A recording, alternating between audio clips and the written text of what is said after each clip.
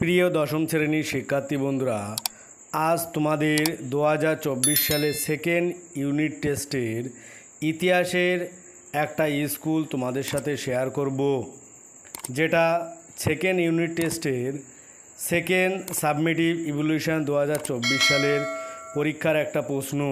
Time 1 ঘন্টা 30 minute, full mark 40 minute. এটা কিন্তু একটা সংস্থা দ্বারা পরিচালিত প্রশ্ন। এই প্রশ্নটা কিন্তু তোমাদের স্কুলেও পড়তে পারে। এটা কিন্তু অন্য স্কুলেও কোনো না কোনো স্কুলে এটা অবশ্যই পড়বে।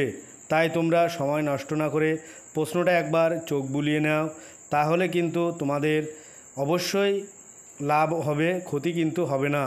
মাত্র 2 থেকে 3 মিনিটের মধ্যে তোমরা কিন্তু ভিডিওটা দেখলে কমপ্লিট করতে পারবে। এবার আসবো মূল ভিডিওয়। 1 দাগ সঠিক উত্তরটি বেছে নিয়ে লেখো। এখানে কিন্তু তোমাদের 10টা এমসিকিউ থাকবে।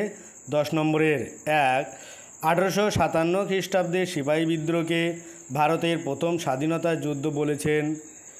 ক, ভিডি সাভারকার। 2, ভারতের প্রথম ভাইসরয় ছিলেন লর্ড ক্যানিং। তারপরে 3, যে উপন্যাসে বন্দে মাতরম সঙ্গীতটি দেখা যায় তার নাম আনন্দমঠ। 4, আধুনিক বাংলা বই ব্যবসায় পথ প্রদর্শক বলা হয়। ক, ঈশ্বরচন্দ্র বিদ্যাসাগরকে। 5, ভারত সভা প্রতিষ্ঠিত হয়। ক, 1876 খ্রিস্টাব্দে। 6, ইউএন রায় অ্যান্ড সন্স ভূমিকা নিয়েছিল। ঘ, মুদ্রণ শিল্পের প্রসারে।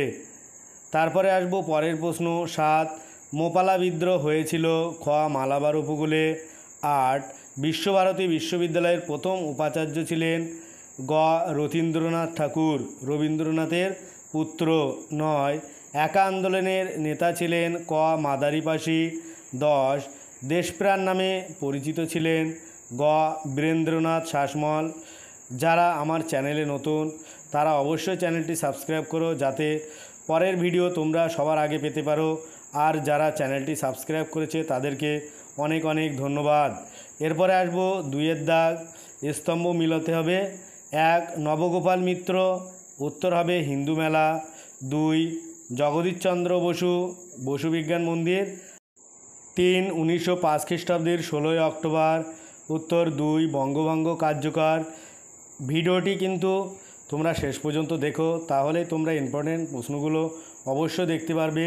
তারপরে আছে 3 দাগ, নিচের বিবৃতিগুলির সঙ্গে তার নিচের যে ব্যাখ্যাটি দেওয়া আছে যেটা মানানসই হবে সেটার উত্তর তোমরা লিখবে। এটা একটু দেখে নাও আর তোমরা উত্তরগুলো বাড়িতে প্র্যাকটিস করো। আশা করছি তোমাদের 2024 সালে সেকেন্ড সাবমিটিভ পরীক্ষা অবশ্যই ভালো হবে। এখান থেকে বেশ কয়েকটি প্রশ্ন কিন্তু তোমরা ফাইনাল পরীক্ষার জন্য পেয়ে যাবে।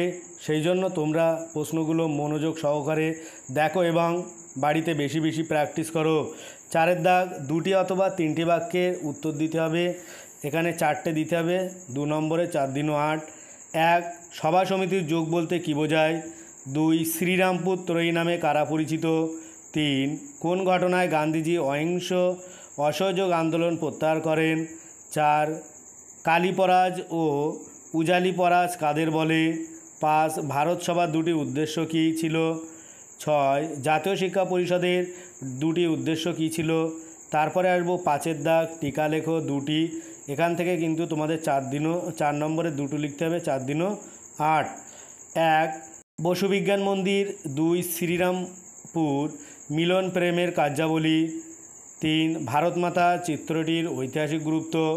4, মহারানীর ঘোষণাপত্র। 5, একা আন্দোলন।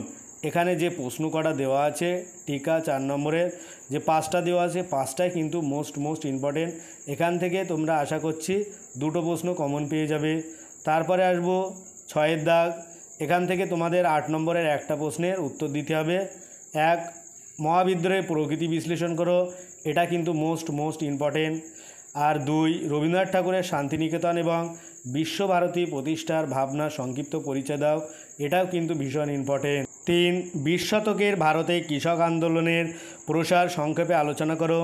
যে প্রশ্নগুলো আলোচনা করলাম সেগুলো কিন্তু ভীষণ ইম্পর্টেন্ট। প্রত্যেকটা প্রশ্নই তোমরা করে যাবে। আজ ভিডিওটি এই পর্যন্ত। পরের ভিডিও পেতে চ্যানেলটি অবশ্যই সাবস্ক্রাইব করো আর পাশে থাকা বেল আইকনটি ক্লিক করো। সকলেই ভালো থাকো, সুস্থ থাকো। ভিডিওটা শেষ পর্যন্ত দেখার জন্য সবাইকে অনেক অনেক অভিনন্দন।